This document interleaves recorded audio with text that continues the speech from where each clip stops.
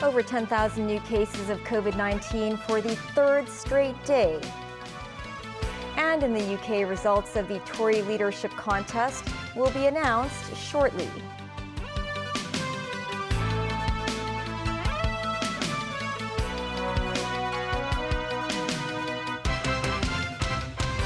Hello and welcome to TVB News.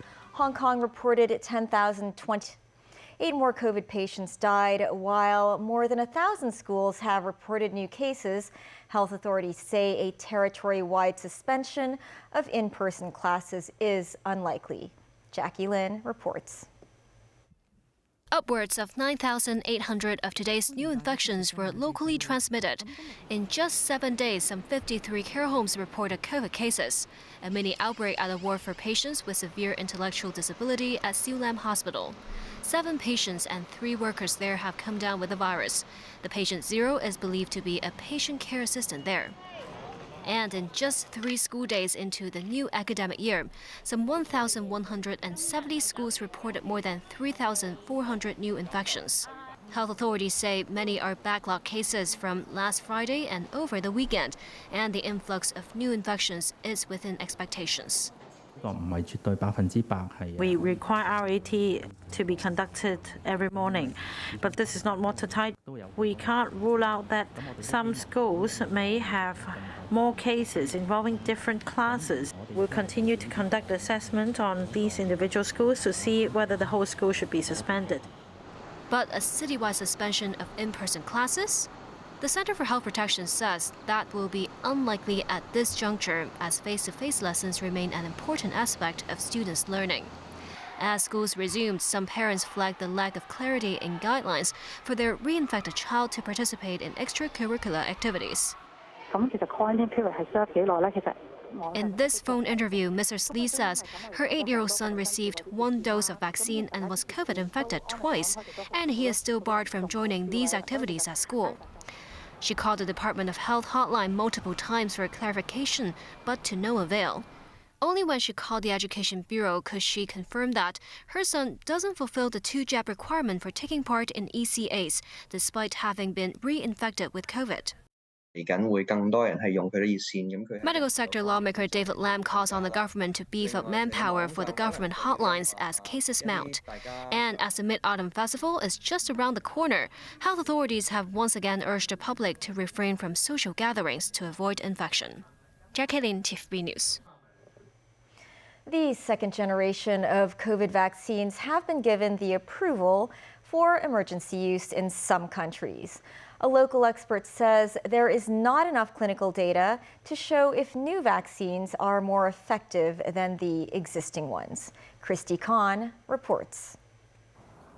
China's CanSino Biologics yesterday announced that its newly developed COVID-19 in-health vaccine has been approved for emergency use as a booster on the mainland. In a video interview with TVB News, the president of the Society of Hospital Pharmacists, William Chui, said the in-health vaccine can generate a higher level of neutralizing antibodies than current inactivated vaccines such as Sinovac. He, however, emphasized that patients could suffer from respiratory infection, such as asthma and chronic obstructive bronchitis, are not recommended to take the in-health vaccine until they are in stable condition. Separately, Europe and the US recently have also approved the emergency use of the second generation of COVID vaccines, which targets both the ancestral strain of coronavirus and the Omicron strains. But Chui called on Hong Kongers not to wait for the new vaccines. He added that residents should have received at least 1 to 2 COVID jabs if they are planning to take the second generation vaccines. Taking the second generation of vaccine won't guarantee that there will be a high efficacy if the person never gets jabbed before, he said. He also said the government may have to consider making vaccinations mandatory for senior citizens in Hong Kong, given the inoculation rate among the age group is still unsatisfactory. Christy Khan, TVB News. Japan and South Korea are bracing for the impact of a strong typhoon, with airlines canceling flights and factories ceasing production. Typhoon Hinam Noor is already pounding parts of Japan's westernmost main island of Kyushu with heavy rain. The area is expected to be hit by some 300 millimeters of rain in the 24 hours to noon tomorrow.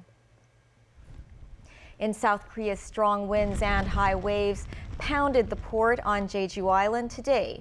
Hundreds of flights have been grounded and more than 200 people evacuated in the country. Weather forecasters say South Korea will start to feel the full force of Hinam Noor, the strongest global storm this year, by early tomorrow.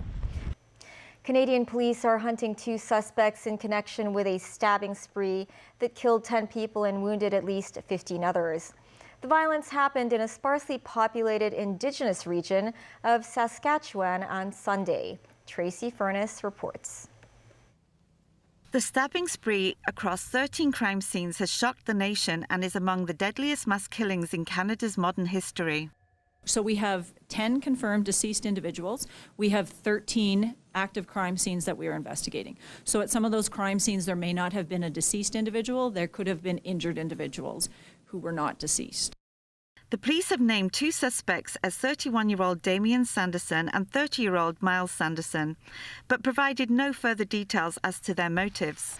The attacks occurred in the James Smith Cree Nation and the village of Weldon. Police say some of the victims may have been targeted while others appeared to have been random. It appears that some of the victims may have been targeted and some may be random. So to speak to a motive would be extremely difficult at this point in time. Our investigation will certainly focus on that aspect of it, though, as well. A statement by Indigenous leaders indicated the attacks may be drug-related. The 2 men were seen travelling in a black Nissan Rogue and spotted in the city of Regina, about 320 kilometres south of where the attacks took place. The first stabbings were reported at 5:40 a.m. and within 3 hours police issued a province-wide dangerous persons alert. By the afternoon, similar alerts were also issued in Saskatchewan's neighbouring provinces, Alberta and Manitoba. Canadian Prime Minister Justin Trudeau said in a statement that he was shocked and devastated by the horrific attacks. James Smith Cree Nation is an Indigenous community with a population of around 3,400 people who engage largely in farming, hunting and fishing. Weldon is a village of some 200 people. Tracy Furness, TVB News. German federal President Frank-Walter Steinmeier and his wife welcomed Israeli President Isaac Herzog and his wife in Berlin Sunday. The meeting comes a day before the joint German-Israeli ceremony in Munich to mark the 50th anniversary of the attack on Israeli Olympians by Palestinian terrorists at the Olympic Village in 1972. Authorities in what was then West Germany were criticized for botching the rescue and for withholding historic files on the tragic events for decades. Relatives of the 11 slain athletes threatened to boycott the ceremony, but last week reached a deal in which they will receive a total of 28 million euros in compensation.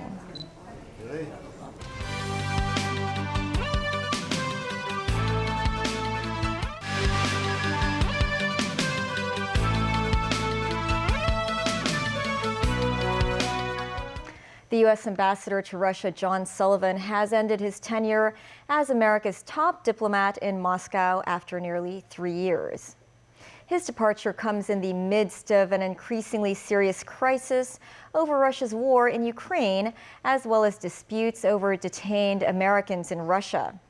Sullivan was expected to stay until autumn after reaching the usual length of time for U.S. ambassadors. But his exit was brought forward by a family medical issue, said the Associated Press, citing unnamed sources. On Saturday, Boston native Sullivan attended the memorial service for former Soviet Union leader Mikhail Gorbachev. And in Britain, Liz Truss has just been named leader of the governing Conservative Party and hence the country's next prime minister. She's poised to take power at a time when the UK faces a cost of living crisis, industrial unrest, and a recession.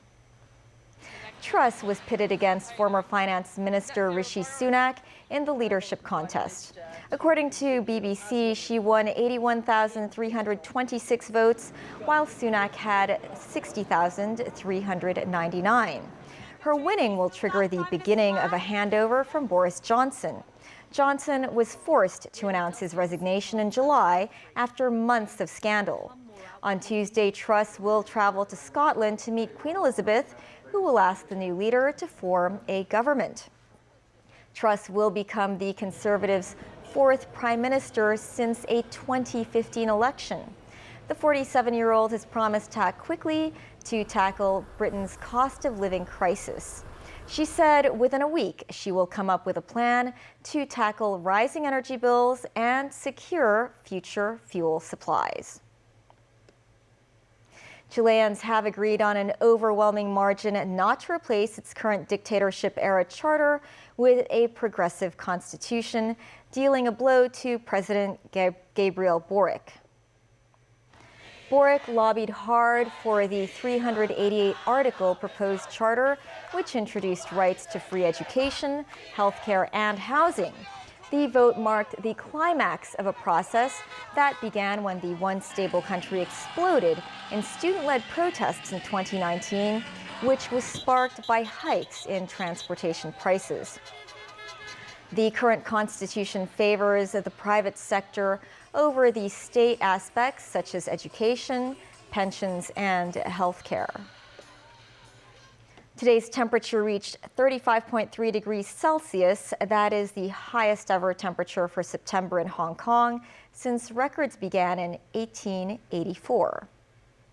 According to the Hong Kong Observatory, the mercury broke the previous record in 1963. In Shengshui, the temperature climbed to as high as 37.3 degrees, while Happy Valley logged 35.8 degrees. Under the influence of a dry continental airstream, the forecaster expects tomorrow to be mainly fine, dry, and very hot.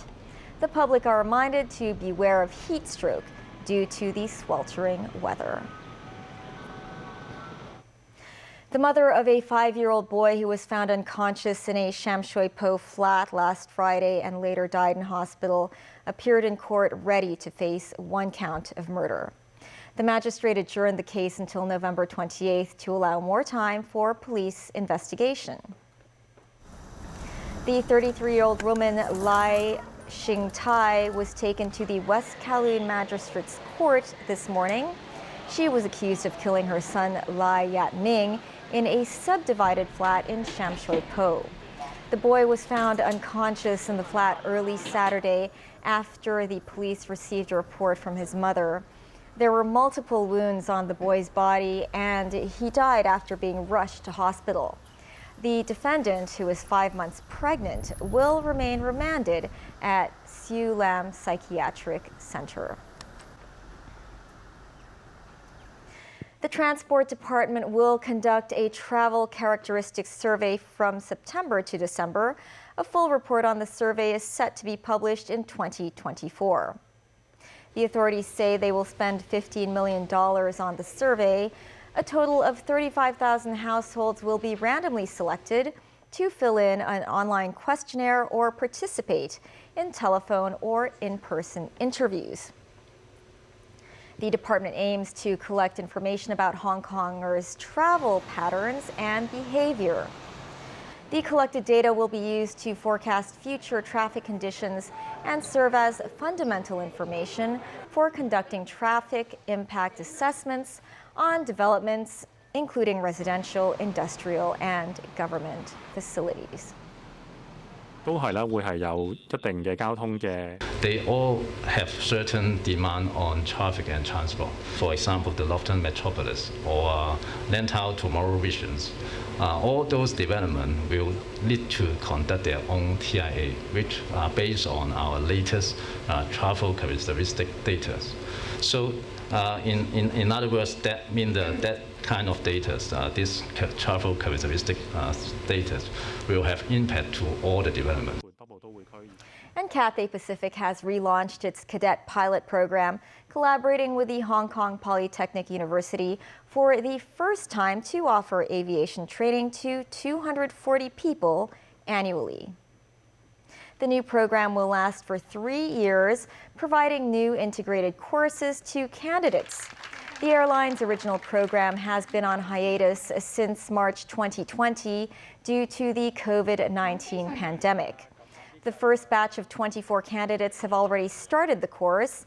They will be recruited by Cathay Pacific upon their completion of the program. The program comprises a training course lasting 55 to 60 weeks at the Polytechnic University. Candidates who pass the course examination will continue their flight training overseas before returning to Hong Kong for multi-crew simulator training. That's the news. Thanks for watching. Money Matters is up shortly. Bye for now.